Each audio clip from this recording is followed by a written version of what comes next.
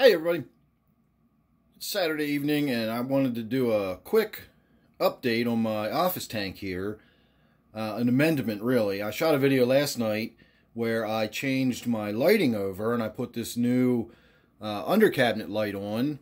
And while I was in there, I was working on my Java Fern a little bit. I do want to also mention I've got a lot of this Java Fern window love for sale. I'll put my email down below if you're interested. I got lots and lots of baby Java Fern and water sprite for sale.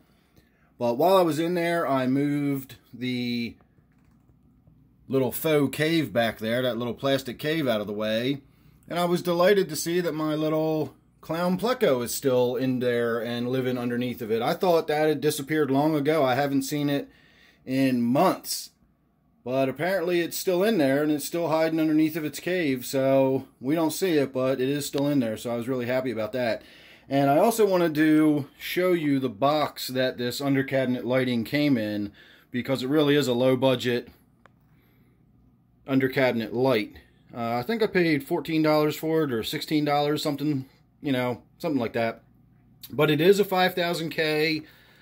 Color temperature, not sure where it says that on the box. I did read that somewhere. There we go.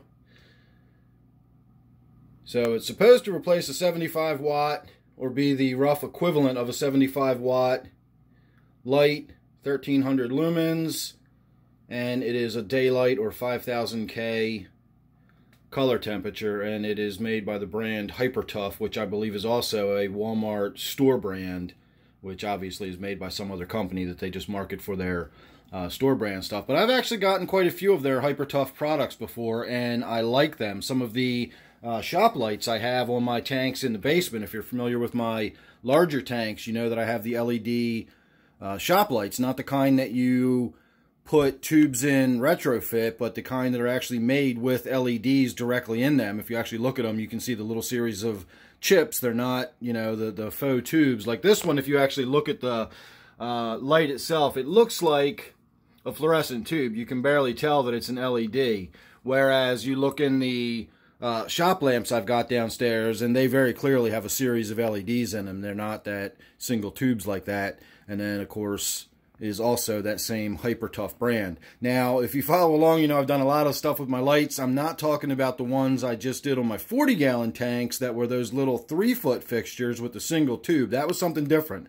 I'm talking about a standard 4-foot shop lights that I have on my Gourami tank, my 125, and my native tank. They all have this same brand of LEDs, and I've had good luck with them for the last several years. So I'm not really worried about this not working. As I said, it looks a little on the cheap side. You can see the white pole I've got there. I've turned it so that the writing is facing away from us, but it is just a piece of PVC, and I'm using a piece of aluminum foil as a reflector so it doesn't shine in my face and light up the whole room. It focuses the light downwards.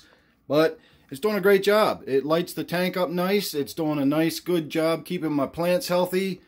And I really like the way it lights up the fish. Most of the fish in this tank have a lot of reds, oranges, and yellows, earth tones. And all of those earth tones pop very nicely with the slightly softer light that I've got on here now. I did lose a little bit of the shine off of the neons. That other light that I had on here had the additional blue lighting in it for the planted tank, and that really did make the neons pop. But I think it's a small price to pay for having a light that I like better than I had on there before. And I'm still trying to figure out what I'm going to do with the fixture that came off of here. I think it is going to end up, let's see, I've already taken it downstairs so I can't show it to you. I think that is going to end up on Butterbean's tank in the front. I've got issues with lifting the lid when there is a light fixture on it. The actual the plastic seam where the hinge is, that hinge is actually broken, so that front section of glass is an independent hood. I can just sort of lift that front section off. So having a light fixture sitting on top of that as I try to lift it up and put food in there is a bit problematic. And then squeezing the two light fixtures together on the back panel is kind of unnecessary. I may as well just have the one tube sitting across the back of the fixture, or the back of the tank rather. So with that real thin little strip, if you've seen the videos and you've seen the other light fixture I'm talking about, it's just a thin little strip with LEDs in it, and that would probably sit very nicely on that brackish tank. Now, I think I've actually had that on that tank before, and I ran into issues with all kinds of explosion of that red cyanobacteria that I get growing in my brackish tank. But anyway, we're not gonna, you know, I'm not shooting a video about the brackish tank right now, but that's where my brain is going. That's where I'm thinking about maybe using that other fixture, and that way I'd have something to do with it, because it is a really nice fixture. It is made for planted tanks. It just didn't work well under these circumstances. I didn't like that really harsh light, and it was right in my face as I sat here in the office late at night, and this light is much more pleasant for that. So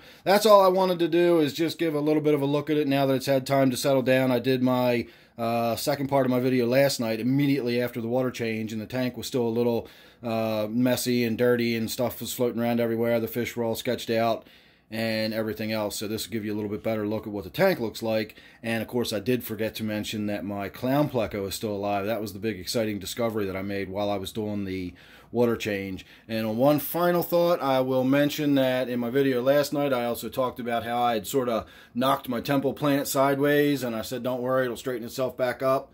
Well, you can see it's already straightened itself back up, so no worries there. So, all right, everybody, I've had a hectic day. I don't know what else I'm going to get to do today, so this very well may be your Saturday night video. I will try to get downstairs and do something else in the fish room, but this could be it for you for tonight. So if not, I will see you tomorrow. Otherwise, I will see you on the next video. So thanks again for watching. Make sure you're subscribed, and I'll see you real soon.